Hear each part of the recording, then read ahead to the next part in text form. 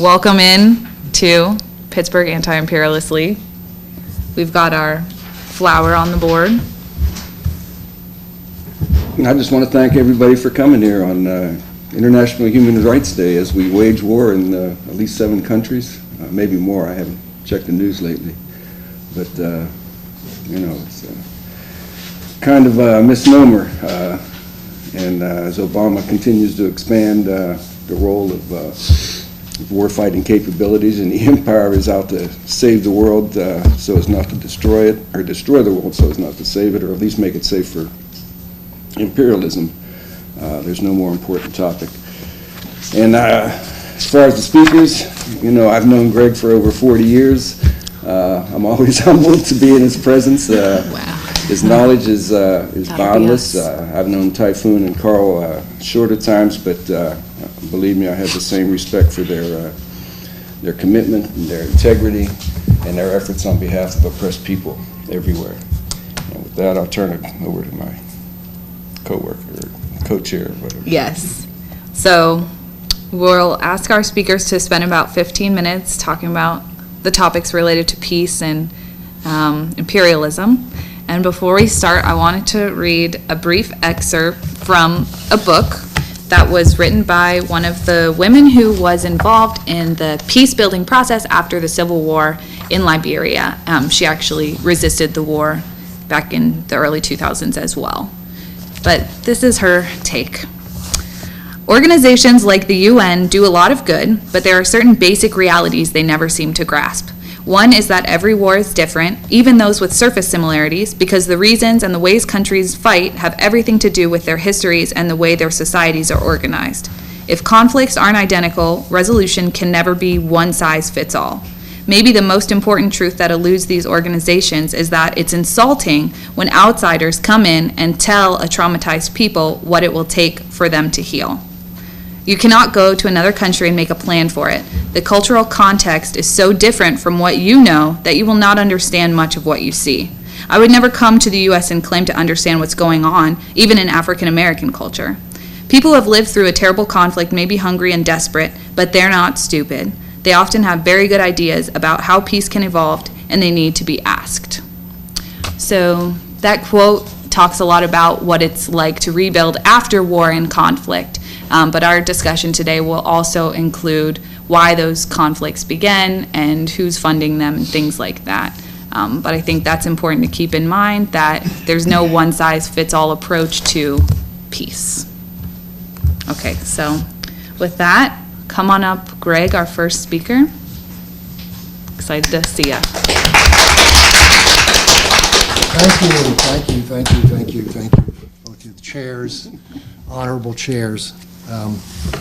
We had hoped to have perhaps a panel discussion and bring together some diverse views on peace and share our view on anti-imperialism in that format, but we were not able to get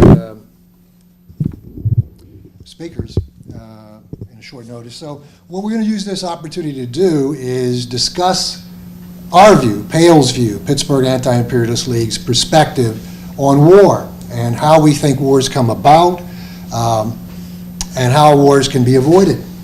And we're going to compare that to some other views, and we're going to try to shed some light on let's say, some distractions from that goal, some things that stand in the way of our achieving that goal. Our organization, PAIL, really has a forebear, and that was the Anti-Imperialist League, the American Anti-Imperialist League, which was founded in 1898. Now, we all know that violence and aggression is not new to the United States. It didn't begin with the U.S. becoming an empire, or trying to become an empire. We know that native peoples here were chased off the land. We know that the U.S., as it marched across this country, as the frontier and the boundaries moved, we were aggressive. Our country was very aggressive, very violent towards other peoples. But when that was completed, when that march across the continent was completed, we joined with a number of other superpowers to be aggressive and try to establish colonies. And that's what really set the stage for, in 1898, the American Anti-Imperialist League. It was an organization established on June 15, 1898, to battle the American annexation of the Philippines. The anti-imperialists opposed expansion, believing that imperialism violated the fundamental principle that just republican government must derive from consent of the governed. I think that's an important concept. That's not a complicated concept or a theoretical concept or associated with ideologies. It's a kind of straightforward concept. Consent of the governed. That's essential to be an anti-imperialist. Rather than opposing American territorial expansion on economic or humanitarian grounds, the League argued that such activity would necessitate the abandonment of American ideals of self-government and non-intervention. Ideals expressed in the Declaration of Independence, Washington's Farewell Address, Abraham Lincoln's Gettysburg Address. Luminaries like Jane Addams, William Jennings Bryan, William Dean Howell, the James brothers, Henry and William, of course, Samuel Gompers, the leader of the American Federation of Labor, our own Andrew Carnegie, we're all members in this, Mark Twain and others. It didn't hold together more than a few years, and it's an interesting question to ask why it didn't hold together. It was broken up because Jennings Bryan ran for president on the Democratic Party ticket, and that really destroyed the independence of that organization. Republicans wiped him out, and of course they were the big proponents of imperialism. A good place to begin, I think, is to look at this date in history. 100 years ago to this day, 100 years ago to this very day, December 10th, 1916, the world was at war. If you were a soldier at that time, you would probably be in a trench or an encampment somewhere resting from the war. In the Western Front, between July and November, there were 1.2 million casualties in the Somme alone, one battle along that river. And in the Western Front for that same period, there were almost 2 million casualties. 1 in 4 were killed. 1 in 4 of those were killed. So this date, 100 years ago, people that were engaged in this were witnesses to and victims of an enormous slaughter. Then we go into World War, so there are wars in the fronts in the Balkans, in Greece, in Italy, the nearer Middle East, colonial Africa, all through that part of the world, people were at war, people were being slaughtered. So obviously, it occurred to people, to some people, most people. Some resisted that war, some didn't, but it occurred to people, why is this happening? Why are we having wars? What's the connection between war and this massive killing and slaughter that's going on? How does war get generated? Now, some would say it all began with an assassination in the Austro-Hungarian Empire. But that's a little short because it doesn't tell the whole story. It doesn't talk about the creation of Serbia, Serbia having its own interests in expansion. It doesn't talk about the Austro-Hungarian Empire and its expansion and its desire to expand at that time, and that collision. You know, it wasn't, if that assassination had not occurred, war would have broken out inevitably anyway. So that slaughter was inevitable. So why was it inevitable? That's the question I think that we have to ask. And I think it's the answer to that opens up the answer to why we are an anti-imperialist league. There was an English economist named John Hobson who had the occasion to be in South Africa when the British colonialists were putting down rebellions in South Africa. He drew the conclusion that to understand imperialism, you had to understand that it was based upon a search for markets and investment opportunities. So he was really the first person, or one of the first people, to link up imperialism and war with economic interest.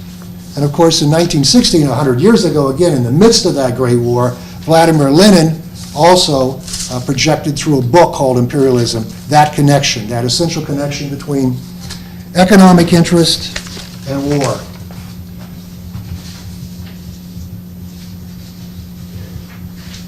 If there's anything that drives our group and our perspective on war, it's economic interest of these superpowers leading to war.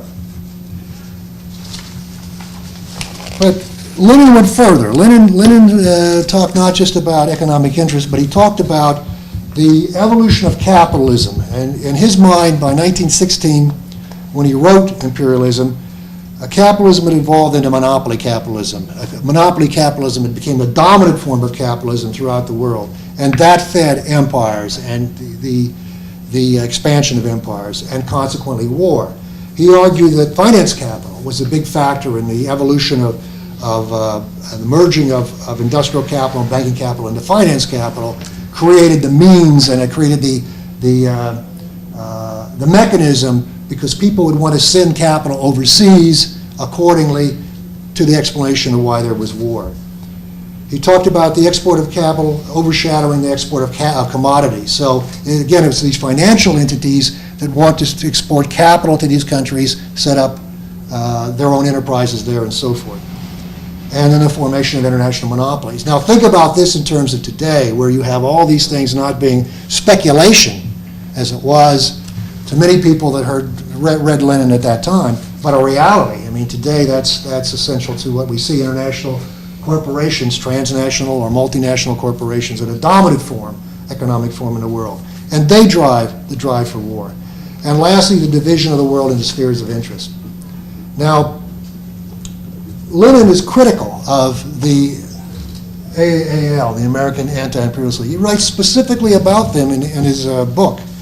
In the United States, the imperialist war waged against Spain in 1898 stirred up the opposition of anti-imperialists, who declared the war to be criminal, regarding the annexation of foreign territories as a violation of the Constitution, declared the treatment of the leaders of the Philippines as jingo treachery. He quoted Lincoln. This is an interesting quote. When the white man governs himself, that is self-government. But when he governs himself, he also governs others. It's no longer self-government, it's despotism. Lenin goes on.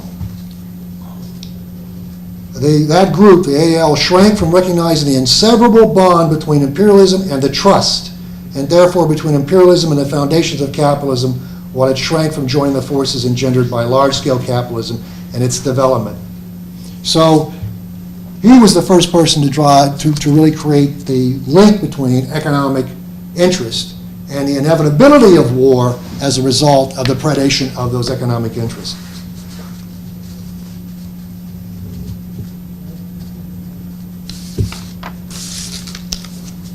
Any questions about that, just before I go on? Okay. Now, one of the things that evolved after the end of the war in this history, one of the things that evolved after the end of the First World War was the notion of liberal interventionism. Now, you have a settled war. You have victors and you have losers, and you have an armistice. Nothing was really settled, of course, except millions of people were killed. But now we're going to divide the world up a little bit differently. And it was Woodrow Wilson and others like him that talked about creating a world in which liberal values would dominate. So the old imperialist thinking of the pre-World War I era was to grab these colonies because they were going to be served by the empires. It was called the white man's burden. You know, we have to go to these folks who are not educated or backward and so forth and so on, and we have to govern them. That was distasteful to the liberal interventionists. So they talked about not the white man's burden, but they talked about democracy and human rights. So we have to go around the world and establish democracy and human rights, and that became the thrust of liberal interventionism. It remains today under the guise of U.S. foreign policy. U.S. foreign policy adopts that completely. That's why we go to Iraq. We want to civilize those people. We don't say that. We say we want to bring them democracy. We want to liberate them from their oppression, so on and so forth. We said that in Syria. We say that in Libya. We said that in Iraq. We said that everywhere we've sent forces in the post-war period. But that policy begins after World War II as a kind of cleanup of the concept of white man's burden. Today, you'll find that in terms of the appeal to the UN Charter. The UN Charter is explicit. It talks about, this is Chapter 1, Article 1, Part 2. To develop friendly relations among nations based on respect for the principle of equal rights and self-determination of peoples. Equal rights and self-determination of peoples. And to take other appropriate measures to strengthen universal peace. Article 1 in the Covenant on Civil and Political Rights and the International Covenant on Economic, Social, and Cultural Rights reads, all peoples have the right of self-determination. By virtue of that right, they freely determine their political status, freely pursue their economic, social, and cultural development. This is a continuation of the doctrine that the Anti-Imperialist League claimed as its own, and that is the doctrine of consent of the governed. Consent of the governed. That's just a continuation of that, but for modern times. The Universal Declaration of Human Rights, Article 5, states that everyone has the right to a nationality. No one should be arbitrarily deprived of a nationality or denied the right to change nationality. Now, what has happened in our era is the superpowers, the imperialists of our time, have used Article 7, Chapter 7, which is in there, to enforce the rights that are guaranteed in the UN Charter, to attack people. So basically, the United States has used Chapter 7 again and again to justify its use of violence, use of arms against all these other countries. If you have the reading list that we passed around, I would recommend highly that you read, not read, but listen to this Responsibility to Protect, which is a long radio lecture by Vijay Prashad. And it really explains very, very well the insidious use of Chapter 7 and how it's used to justify aggression, essentially. Very, very good thing. You can find it on alternative radio. Lastly, I'd like to say that, when it comes to peace and war and aggression, one of the things that I think we ought to look at as Americans, we should look at great leaders like Malcolm X or Martin Luther King. And we should understand their commitment to peace and how it evolved. It's essential that it evolved. A lot of people would like to stop that evolution early on in their careers. They would like to be fixed on the I have a dream speech and leave it at that. But if you look at Malcolm X, he begins his career as a fighter for the emancipation of black people, which of course he continued his whole career until he was assassinated. But as he evolved, as he developed, as he traveled, as he interacted with people, he developed a linkage of the emancipation of black people to the anti-imperialist movement in the world. He saw those links throughout the world. And that's the way he began to look at the world in terms of that. He knew that his country was an aggressor. And if you know that, I don't understand how you can justify, on the face of it, you can trust your government, or you trust your media to be telling you the truth about these things. He learned that you can't. And so he was skeptical about all the things that they said. King is even equally interesting because he began with a commitment to nonviolence and to fight segregation.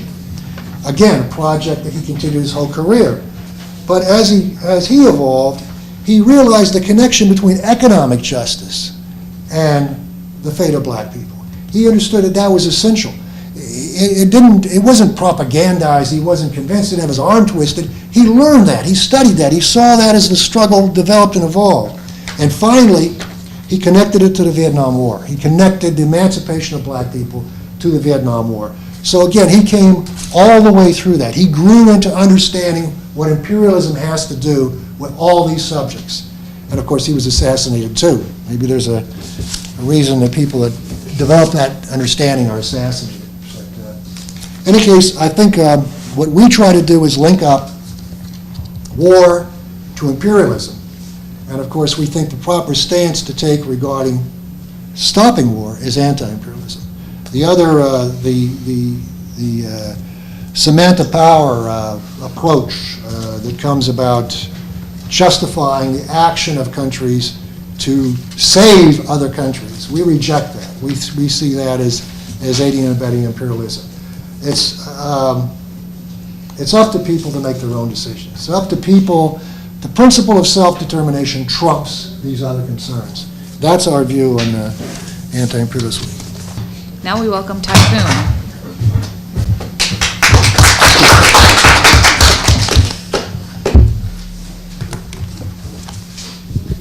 So since Greg has already mentioned the economic perspective of what imperialism is, I'm not going to, and he's done a great job in terms of how Lenin explained it 100 years ago, and it's still valid.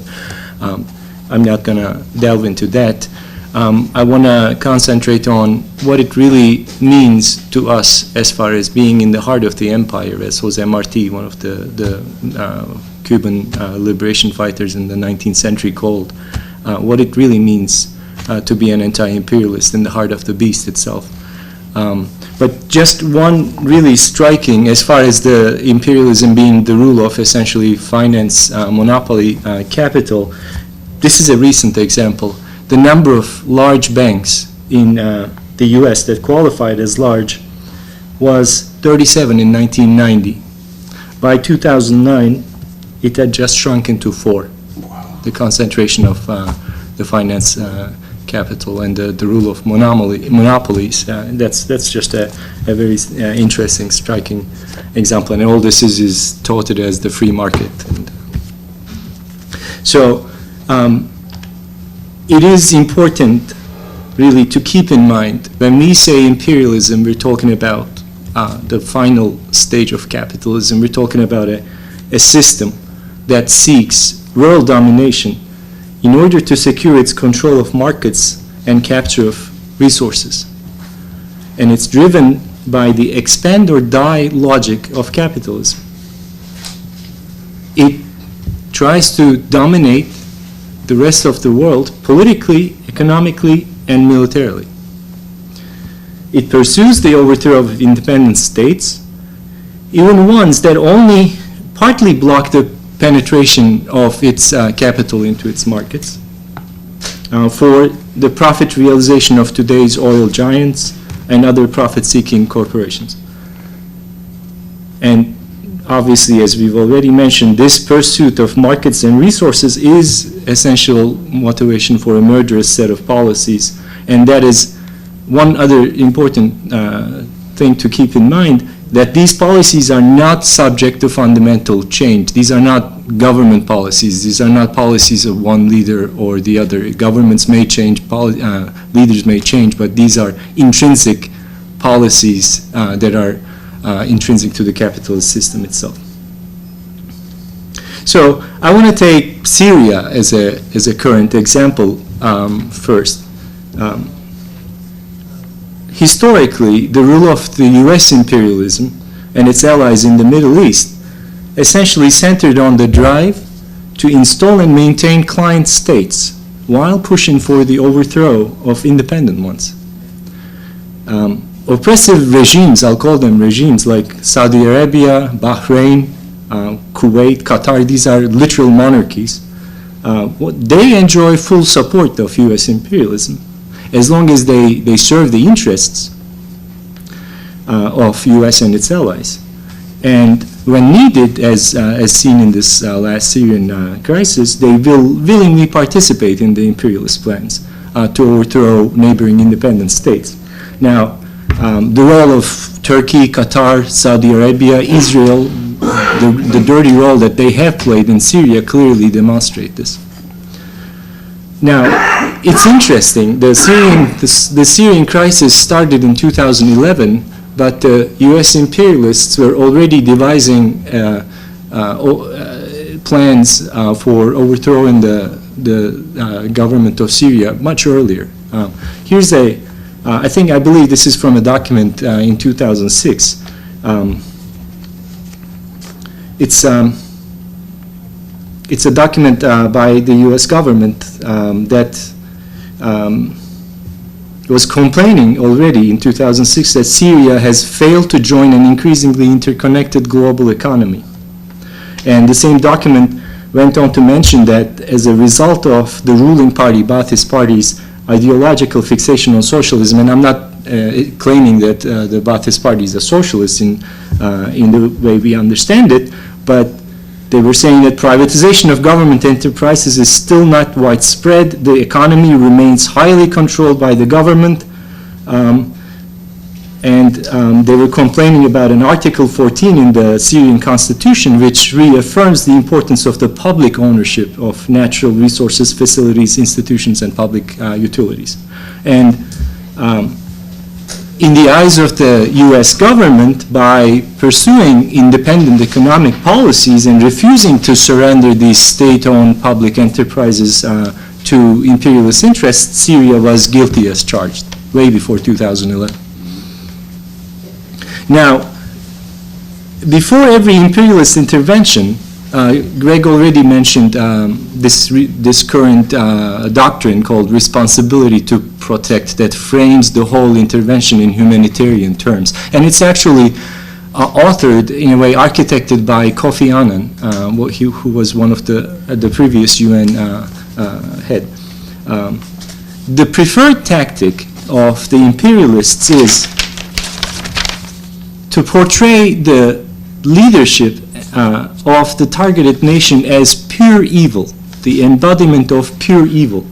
The politicians and the corporate, the mainstream media will repeat this singular message, which will also, as we now are, after 5 years in Syria, we know that it involves outright fabrications and misinformation and lies, coupled with a dose of racism as well, that might, like, what happened in Libya, say. Until the public, it's repeated minute by minute, until the public just accepts it as truth. And this is important because we are waging an anti-imperialist struggle in the heart of the empire. I think it's important to note this fact that it's not only the US government and corporate media that actually push this demonization campaign forward. Unfortunately, at times, certain various liberal and progressive forces succumb to that imperialist propaganda too, and may put forth pro-intervention arguments in the name of humanitarian intervention, with sugar-coated in progressive-sounding analysis and liberal/pseudo-left language. Now, as anti-imperialists in the heart of the empire, our main and primary task is to oppose the imperialist policies of our own government and to challenge and to build a movement to challenge the imperialist interventions. And it's not only imperialist wars. We have to be opposing all other tactics deployed by imperialism that includes sanctions, coups supported by the US imperialism, assassinations, funding and supporting of pro-imperialist so-called opposition forces within the countries that are targeted. So one of the key principles that we should adhere to as anti-imperialists in the US is that we should not be participating in the war makers demonization campaign. Because a slogan that we use is more than a headline. It's a political intervention around which our agitational, our mobilization work is organized. Now, if the imperialists have slogans too. It could be down with Gaddafi, Assad must go. To effectively combat that, right? We have to be coming up with a entirely different nature of a slogan. It has to be straightforward, unconditional challenge against imperialist interventions that the slogan has to capture. Like within the context of the Libya intervention, there were certain messages that was put forth. Yes to revolution, no to intervention, or yes to, in the Syrian case, yes to Syrian revolution, no to dictatorship. Now, it's important to really, how do we decide what is the opposition forces nature in a country that the U.S. imperialism is targeting? That's the first really fundamental question that as anti-imperialists we have to be asking ourselves. Just because the part of a population in a given country mobilizes on the streets and takes up arms doesn't necessarily mean this movement is revolutionary or progressive or pushes the workers' struggles forward. right-wing forces routinely mobilized around the world. Think about the fascists in Italy and Germany. They were on the streets, and some of them were actually responding to certain social and economic crisis that was prevalent in the countries. In the United States, the Tea Party's movement is one such mobilization, but we wouldn't be supporting them just because they are people on the streets. That brings forth another point that I think as anti-imperialists in the U.S. we need to be wary about. These, what I term the color revolutions, especially following the collapse of the Soviet Union. The U.S. government has embarked upon a series of destabilizing campaigns, now referred to as color revolutions. And most of these were in the former Soviet republics, like Georgia, Ukraine. Ukraine had actually two. There was one called the Orange Revolution earlier, and then they've had another coup recently. Kyrgyzstan. They had one in Iran, the Green Revolution in 2009. So these revolutions usually include the formation of coherent and unified pro-imperialist political forces within that country. They involve several operations, including the creation of division and disunity in the military, and then in intense propaganda campaign. The extent to which those color revolutions are successful is largely dependent on the level to which the target state is already destabilized by the time the people are on the streets. But as anti-imperialists, this is to recap, we must be standing on principles, and we must be making a very careful political assessment of movements in question. So now let's go back to Syria for a moment. What is the political character of the so-called Syrian opposition? As we know now, after 5 years, this so-called opposition is dominated by armed Sunni sectarian Wahhabist ultra-reactionary forces that are funded, armed, and supported from abroad. I mean, groups such as Al-Qaeda, which then later on became Al-Nusra, Islamic State, the Free Syrian Army. Now, back in 2011, 2012, legitimate opposition groups, there was one opposition group that we were following that was called the National Coordination Committee, which was campaigning on the basis of three major principles, three main no's, which was one, no to foreign intervention, no to sectarianism, and no to violence. And this opposition group was quickly pushed aside, neutralized, as these foreign-funded reactionary groups essentially took over. Now, one of the groups that I closely follow is the Syrian Communist Party. Syrian Communist Party is a very well-organized force, an opposition force within Syria. And I want to quote a quick part of an interview with the Secretary General of the Syrian CP. This was published in the Cuban newspaper Granma a couple of years ago. And he was asked about the nature of what's going on in Syria, and he says, if the current Syrian government were overthrown, what would ultimately follow as a result would be a government of the Muslim Brotherhood. And this would be an important defeat for the people of Syria, who have been living in a secular, modern system, who have never known sectarianism. But we're optimistic. While the struggle is still going on, we're certain that we will not be defeated. And then when the interviewer asks him what are the principal tasks since the crisis that are on the shoulders of the Syrian CP, he says, in the first place, the struggle to preserve Syria's national independence, sovereignty, and anti-imperialist patriotic line, and for the interests and demands of the most disfavored popular masses, to preserve those. And then he says, it is illusory to believe that Syria can be broken. And we're now seeing the results. Really, what is the meaning of self-determination in that respect? As far as us anti-imperialists in the in the US. Now we have to ask ourselves this question. Is it the imperialists or the people of Syria who have the right to determine their future? That's really the fundamental question to answer. Well, I believe it's not a US Secretary of State or a group of so-called opposition leaders handpicked by Western powers that are living around Europe.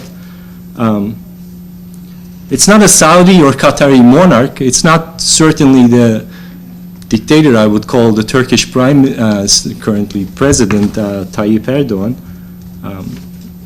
It's not a group of NATO-backed terror gangs that have the right to determine Syria's future. It is the people of Syria who have that honor to determine their future. Now, I had written an article, a news piece back in 2012. There was a massacre in Hula, one of the cities in Syria, and then the whole mainstream media. And back then, the campaign was even further. Everybody took it as literal truth. Anything that came out of the mainstream media, that they were putting forth the fact that this massacre was performed by the Syrian government. Well, any real investigation, any simple investigation would have proven otherwise. And I had written an article based on that.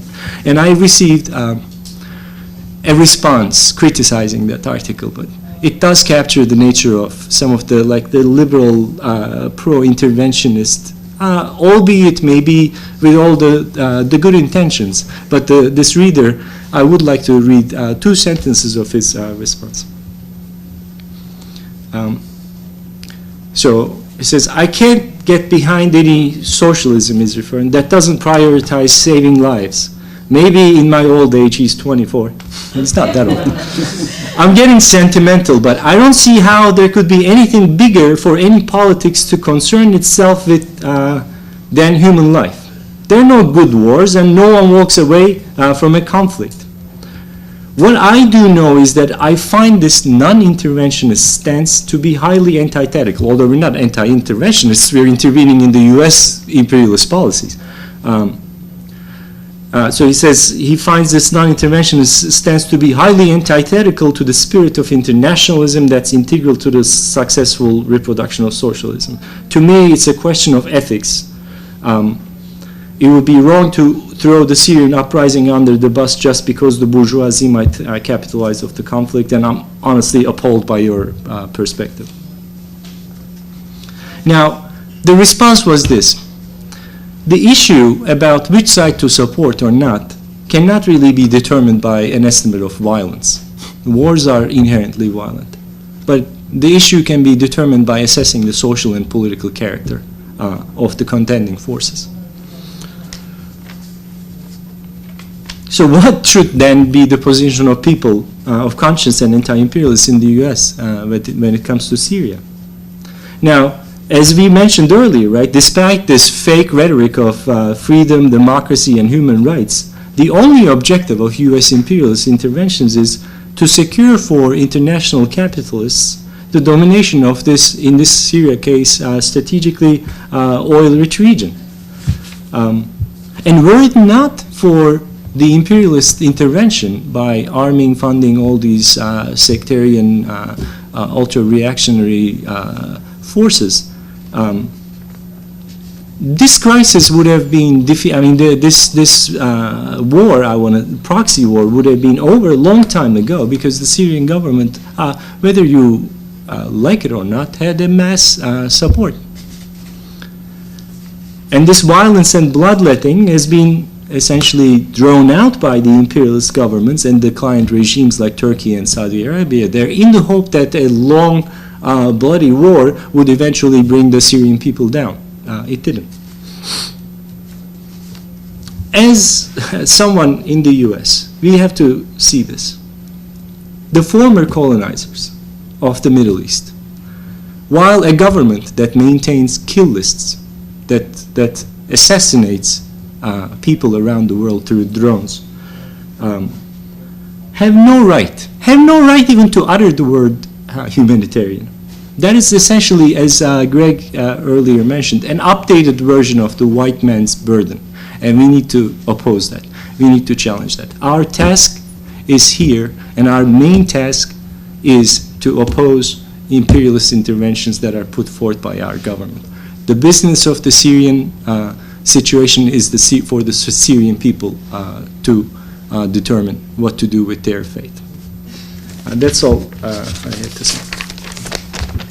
Did you say what you wanted to say about Cuba? We now are excited to have Carl come up. We know you had an arrangement before this, so glad you could. Yeah, I was also caught in traffic. Yeah, it was pretty bad. It's kind of crazy out there.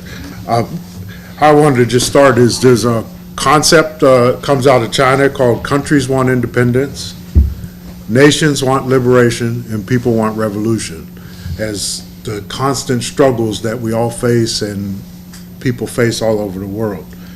I wanted to talk just really briefly about refocusing our thinking around imperialism and what it does to what's happening within North America, particularly. And the concepts that we need to really focus around are the concepts of decolonization and self-determination, which are two concepts that are very relevant here in the United States as well, not just in other parts of the world. There are a number of different oppressed nationalities within the United States and North America. You have the First Nations. You have in Canada, they would call they have formal definitions of First Nations. Then they have another definition of non-status Indians, and those are First Nation people that aren't recognized formally in the formal documents of Canada. You have the Inuit peoples of those parts, Chicano, and I don't even know all the different national groupings, the Métis, the Genízaro, the Puerto Rican people, you have the people of Hawaii, the Kanaka Maoli, and you have African people here in the United States. All these different groups are oppressed nationalities that exist within the borders of North American countries.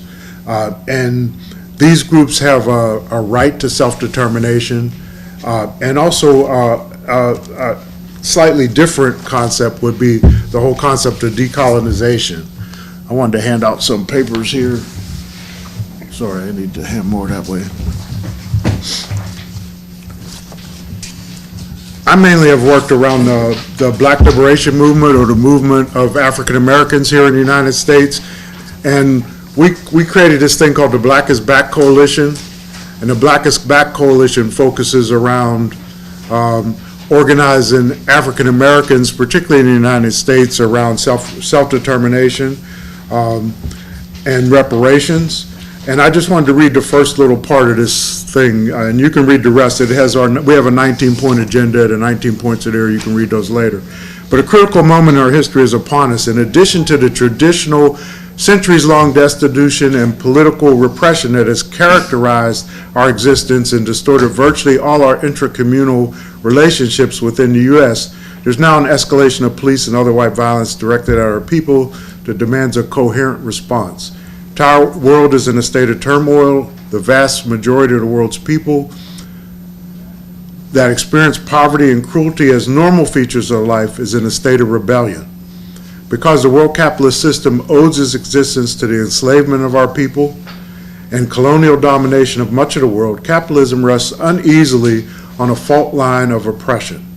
The historical oppression of our people stems from this cruel fact of history. Like most people of the world, we trace our current conditions of existence to the birth of the capitalist system at the expense of our happiness and human and material resources. We recognize the escalation of terror against black people that includes state and popular attacks and police and civilian murder.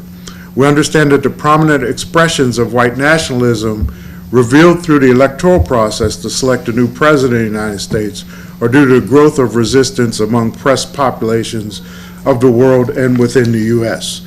There are a number of different things that we speak to here in these 19 points, and you can go over those yourself. I don't really want to go through them. But the key point is black people in the United States and many other oppressed nationalities in the United States have the right to self-determination, have the right to decolonize what's been colonized, all the different people that have been colonized. And in order to get to peace, we have to support those legitimate fights for justice for those people who've been oppressed. I'm going to jump around here a little bit. I'm going to read a poem. And this poem's by Amiri Baraka, and it's titled Countries Want Independence, Nations Want Liberation, and People Want Revolution. Revolutionary unity gained only through struggle, long sought for, must be fought for. Revolutionary unity, a fiery beacon in a world made perpetual night by imperialism, the basis of struggle unity, revolutionary unity, unity gained through struggle, the basis of a party yet to be built in a land of instant everythings, and disco confusion. Revolutionaries unite from the iron streets of black blood hurricanes, the Spanish-speaking avenidas of gringo racist ugliness, the oppressed Chinatowns and Japantowns and Asian struggle history arenas, from exploited white workers, sons and daughters of indentured servants, East European and South European original ghetto dwellers, from the red nations whose rich history is this land itself, whose struggle against brute genocide goes on this very hour, from the struggle of the women, twice oppressed, and our third world sisters with 3 strikes already thrown by our enemies. Unity of our struggles means terror in the enemy's eyes. Unity of just struggles means death to imperialism. Thinking of ways to death to imperialism, and revisionists sweat gallons of dead lies thinking of ways to obstruct our revolutionary construction. They weep into our fires trying to put them out. Revolutionaries unite in what the fire says. Revolutionaries unite. Will it witness our motion here, our courageous building from smaller to larger, from larger to formidable, from formidable to ascendant, to obviously irresistible. From the people themselves we draw our strength. Unite, revolutionaries, unite, for in that struggle for revolutionary unity is won the heart of the masses. The advanced are won to communism, and so we build from small to large, from large to irresistible, irresistible to invincible, and then with hot struggle flame as our fuel, revolutionaries unite and win the advanced. Revolutionaries unite, raise the struggle even higher, from small to large, from larger to irresistible, and finally to invincible, and then to victorious. Revolutionaries unite, a world to win. Revolutionaries to unite, a world to win. What the comrade said, revolutionaries unite, you've got a world to win, a whole world victorious, a whole world unite. That's a poem by Amiri Baraka, who is a poet out of the Black Liberation Movement and was very active in many different, we had all these little different small communist groups back in the 1980s, pretty much, and he was very active in some of those, and that was 2 of the organizations talking about uniting. Last thing I want to mention, I know people have been here already, I want to go back to this statement out of China and kind of read a little bit more about the statement, but I'm going to read it really slow because I think in a nutshell, it captures really what we need to focus on. And that is, wherever there is oppression, there is resistance. Countries want independence, nations want liberation, and people want revolution. This has become the irresistible trend of history. All nations, big or small, should be equal. Big nations should not bully the small, and strong nations should not bully the weak. The road to peace must firmly support the struggles of all the oppressed people and nations for freedom and liberation, and that the people of all countries have the right to choose their social systems according to their own wishes, and the right to safeguard the independence, sovereignty, and territorial integrity of their own countries and oppose foreign aggression, interference, control, and subversion. the last thing, and I think this is the one sentence captures it for what I think we should be doing. All foreign troops should be withdrawn to their own countries. Now, if we just follow that, all foreign troops should be withdrawn to their own countries, and then within countries, whatever those struggles, countries want independence, nations want liberation, people want independence, could take place in a much different framework than the imperialist framework that we're in now, where particularly the United States and other countries, but particularly the United States, is involved in trying to control what happens for all the other countries, nations, and peoples of the world. And we really have to stop it. But the last thing I have to say is just to repeat that all foreign troops should be withdrawn to their own countries. Thank you.